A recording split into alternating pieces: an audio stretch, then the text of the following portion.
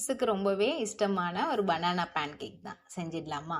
அதுக்கு ஒரு மிக்சர் ஜாரில் ஒரு முழு பனானாவை கட் பண்ணிட்டு சேர்த்துக்கலாம். இது கூட ஒரு முட்டையும் உடைச்சி ஊற்றிக்கலாம். இப்போ 2 ஸ்பூன் சுகர் சேர்த்துக்கலாம். நான் ஒயிட் சுகர் தான் சேர்த்துருக்கேன். வேணும்னா ப்ரௌன் சுகர் கூட சேர்த்துக்கலாம். இப்போ 1/2 டம்ளர் பால் சேர்த்துக்கலாம். 1 கப் கோதுமை மாவு,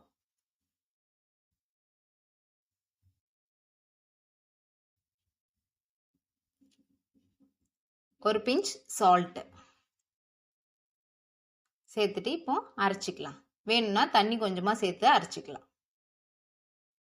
சேர்த்து அரைச்சிட்டு இப்போ ஒரு தடவை மிக்ஸ் பண்ணிவிட்டு தவா நல்லா காஞ்சோனையுமே மாவை ஊற்றி ரொம்ப ஸ்ப்ரெட் பண்ணிடாமல் லைட்டாக ஸ்ப்ரெட் பண்ணி வேக விட்டுடலாம். கொஞ்சமாக எண்ணெய் சேர்த்துக்கலாம். கொஞ்சமாகவே சேர்த்துக்கோங்க, அப்போ தான் நல்லாயிருக்கும். இப்போ திருப்பி போட்டு இந்த சைடும் வேக வச்சிடலாம்.